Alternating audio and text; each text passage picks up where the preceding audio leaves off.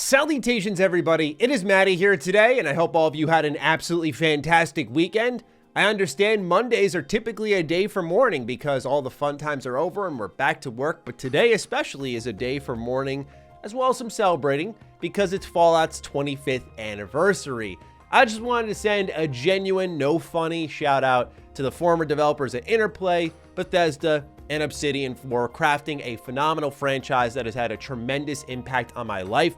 I literally wouldn't be here if it weren't for Fallout springboarding my career into another level where there was much more eyes on my content than I ever expected.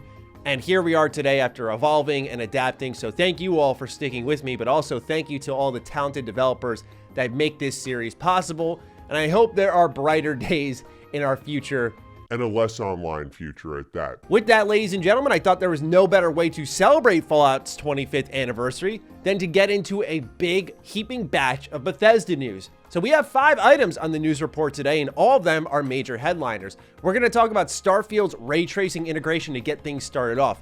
Afterwards, we're going to move into Skyrim Anniversary Edition, which is broken, by the way, on Nintendo Switch, and talk a little bit about that because some people are going to be putting their foot in their mouths. We're going to dive straight into Pete Hines' most recent promotion and what that means for Bethesda moving forward. We're also going to talk about a new interview with an ex-Bethesda Game Studios developer that does give us some insight on Starfield worth discussing. And last but not least, Dishonored and Deathloop are connected universes. So let's not delay any further. If you're new here, you like Bethesda news, information, discussions, all that good stuff, you're in the right spot. Consider subscribing.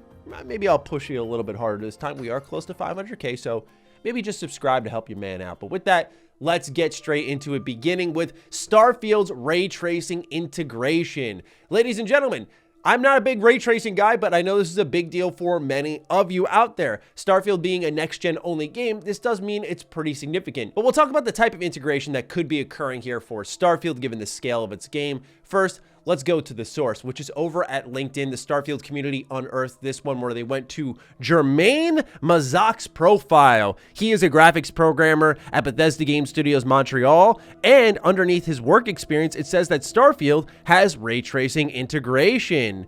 Now, there are, to my knowledge, a number of ways you could integrate ray tracing, right? The real-time reflection.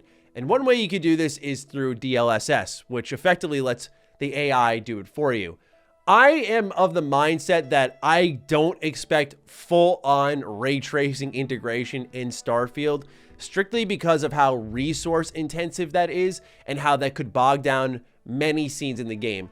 I have no doubt, just based off the gameplay that we all saw, Starfield will look very good. But given the scope and scale, size of Starfield, I think it's tough for me to buy into full-on ray tracing integration, as that can maybe take away from what Bethesda could do with the scene to make it more of an RPG, more of an interactive experience. If every item has real-time reflections on it, when you pick up that shiny cup and it has a light reflecting off of it, that's going to happen in just real time. In turn, this is actually something that could hypothetically bog down the game. Although I don't have any experience with ray tracing implementation, I imagine based off what I've read from developers, this is something that could occur. Now, it'd be great if it just had the option there for those who have super rigs, but I personally feel like it may be a more, we'll say dumbed down, if you will, I put that in air quotes, version of ray tracing. For me, whether it's actual full-on ray tracing or DLSS or the multiple other options you can integrate ray tracing, to me, I would just be looking for the performance version. Especially after seeing that gunplay, I feel like I need all the frames I can get. So I will take that. I always personally prefer that. I know some people are in love with the graphics, in love with the fidelity mode. I completely respect that. So know that you should be getting well taken care of here by Bethesda Game Studios. I just hope their focus is really on performance. I think performance and bug stomping should be the priority above any form of fidelity, but that's just my personal opinion. We'll see how it all plays out. Right now, it's just pure speculation, and we have a feeling that this will be in the game based off this graphics programmer at Bethesda Game Studios Montreal.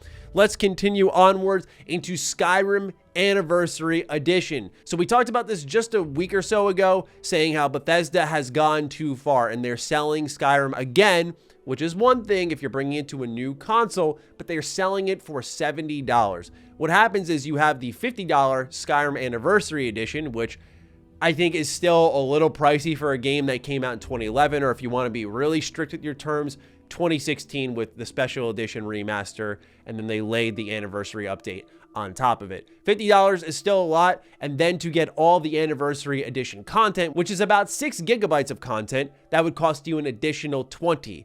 Now, some people did go out of their way to pick this up to play it because they love Skyrim, and I will be the first to say that the Switch version, if you were looking for a not modded experience, is fantastic.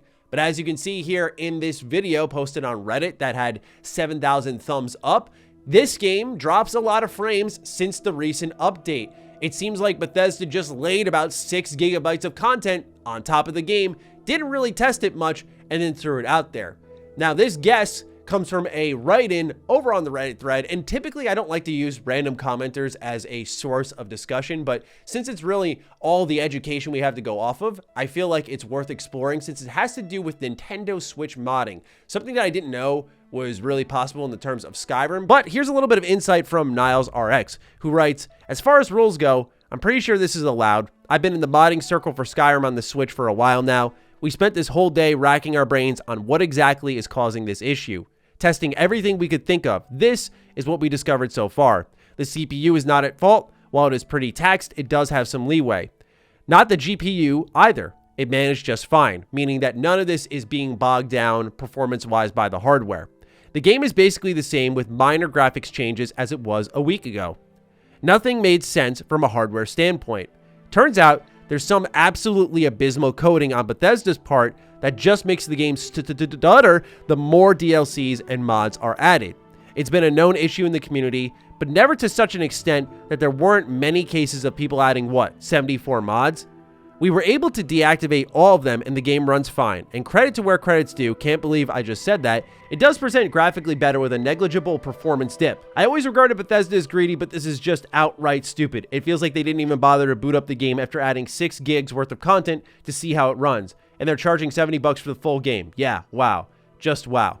Again, I normally don't like to run with Reddit comments, but I feel like that seems to be the best summary of what's happening here. And I know a lot of people are immediately going to point at the Switch and Nintendo, just like they did last time when I went after Bethesda and said, no, it's absolutely unacceptable that you're selling the game for $70. People went, well, that's Nintendo. No, Bethesda as a game publisher has their right to price their game on the market where they feel it's best. Nintendo does not make that overall decision unless there is money by them invested in the product, which to my knowledge, there is not with Skyrim, a game that existed on the 360 and PS3 back in 2011 and on the PS4 and Xbox One in 2016. So to me, Nintendo has no dog in this race. They are just the platform holder, and they are letting a game enter their marketplace for the price point they feel is worth it. They let the shovelware go on the platform for $1, $2, so on and so forth. So this is all Bethesda on the price point, and this is all Bethesda on what seems to be a programmatic issue for Skyrim Anniversary Edition on Switch. This is greatly disappointing because for me, one of the most easy recommendations for a vanilla Skyrim experience was the Switch version.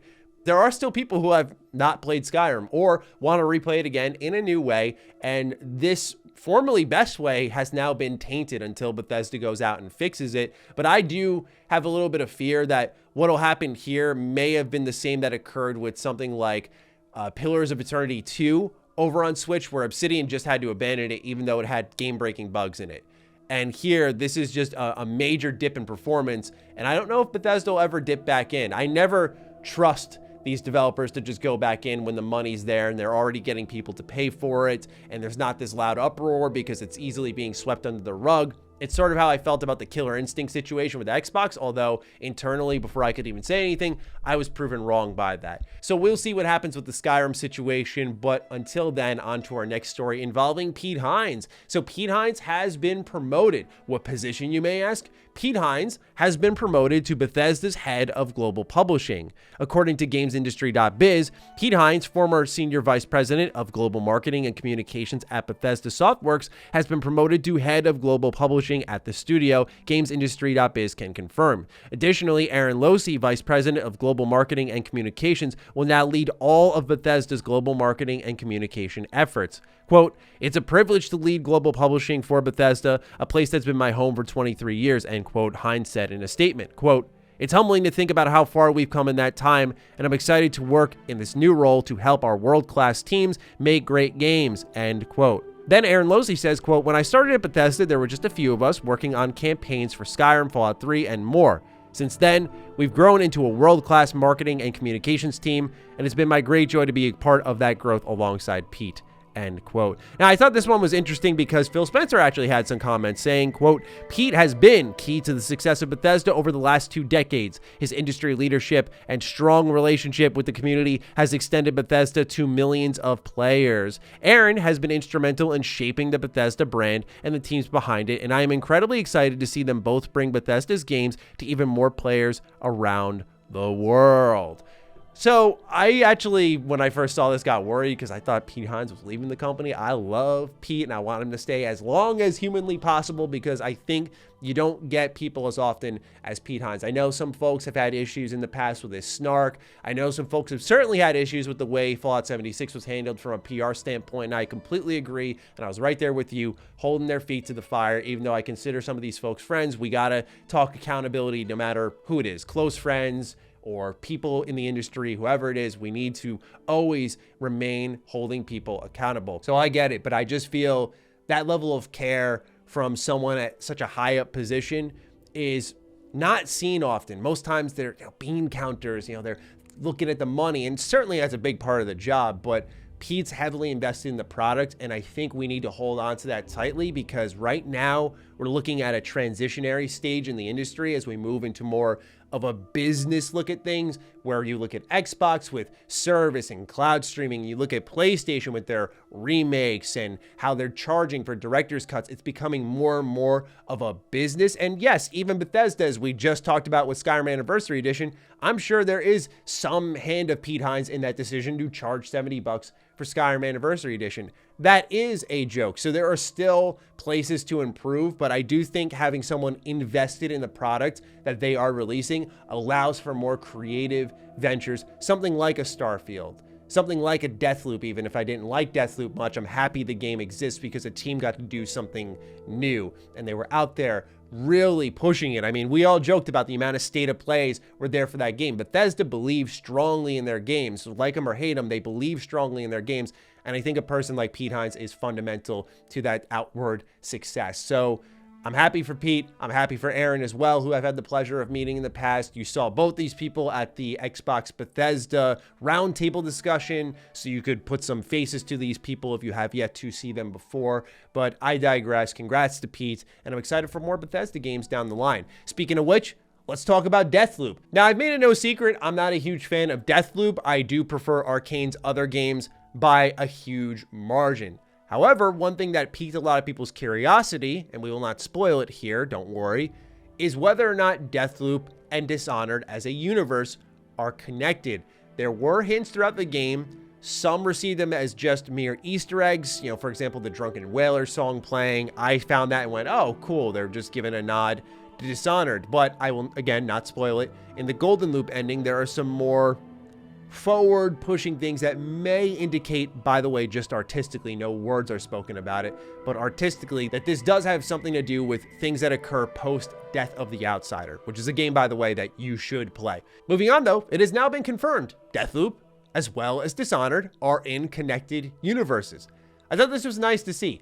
I personally wish it was conveyed a little better. Some people preferred the more under the radar approach they took with like 3 Easter eggs. For me, I feel they could have been a little more heavy-handed, indicating where they were going with things, because to me, now knowing this, it feels like the game just tried to straddle the line of, hey, we're kind of tied to the world, and if that works out marketing-wise, well, then we're really connected. While we don't have the metrics in front of us on what sold better, it is certainly nice to have a fallback option to go, hey, these universes are connected. But I found this to be exciting information because it does have serious ramifications for the future of the franchise now knowing this is connected. I don't know why it wasn't said originally, because I believe going into the game, people would have looked at it a lot differently, myself included. Would it have changed my review? No, because I think mechanically the game is flawed and systems-wise, the game is flawed. So it wouldn't have changed that, but I could have looked at the story a little bit differently, perhaps. But to me, I thought this was nice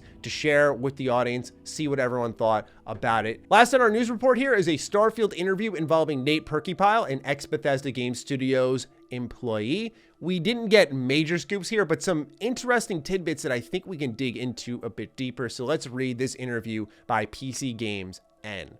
Starting off, this person is Nate Perkypile, founder of Just Perky Games and a developer for 17 years, 14 of which were spent at Bethesda from Fallout 3 all the way to Starfield, as an artist on many projects. Naturally, Perkypile wasn't able to go too in-depth about Starfield due to contracts and the fact that it isn't out until next year, but he gave us some interesting tidbits about the space project. When it comes to the size of Starfield, Perkypile says it isn't just the biggest game Bethesda has ever made, but also the one that has required the biggest team as well. Quote, the scope of the project is the main thing that's different because, you know, Fallout 3, Skyrim, Fallout 4, that was all one team. Fallout 76, that was two mostly. We had a little bit of help from Montreal, but that was mostly the Austin and Maryland Bethesda studios working together.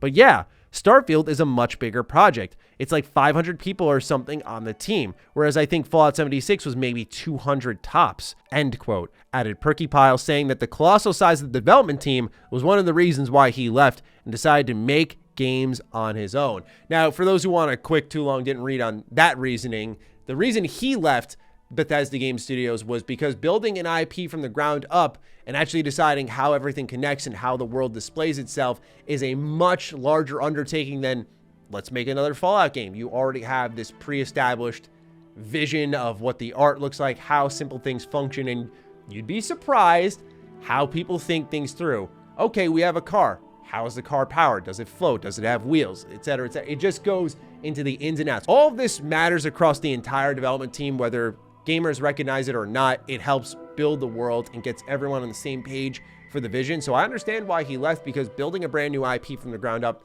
is incredibly difficult.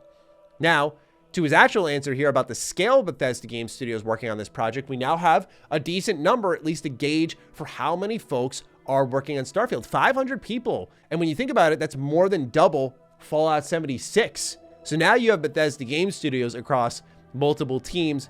That's 500 people all pulling together to work on Starfield. So this is, as I have reported in the past and clear as day when you see it, an all hands on deck project. So it's very fascinating to see a number attached to that. As for building the world of Starfield on a technical level, Nate says, I can't really go into the tech details of it. The map of Fallout 76 is like almost 2 times the size of Skyrim or so, and that was a lot of work for people to do. But yeah, it doesn't scale. Even if you wanted to hire outsourcing, you'd have to hire like a country. Realistically, it's a fraction of the team actually working on planets. I think this is really important insight for Starfield to know, oh, well, not everyone is working on building out these planets, and I keep trying to check the expectation. It doesn't make it okay that this is how the game will be, but do know there's going to be a lot of empty planets in this game if just a small fraction of the team is working on these planets. They're likely working on, like I talked about in our last Starfield update, if you haven't checked it out, go look. They're likely working on all those small settlements, all those small towns, cities that you're going to find across multiple planets. That is what I'm looking for. Like 1 city per planet would be awesome, because then you spread out the amount of locations you typically find in something like Fallout 4 or Skyrim, and you just dot all those locations on multiple planets, and the game by default feels a lot more vast just by how it functions. But that's everything we have today in this gigantic Bethesda news update. So, ladies and gentlemen, what are you thinking about everything I delivered here in today's video? I'm certainly looking forward to seeing your thoughts. Other than that, be sure to follow me on Twitter, follow me on Instagram. Those links are in the description down below. And a big thank you to all the patrons, all the members who continue to support the hell out of the content here. Stay sexy, stay active. I love you all. Peace.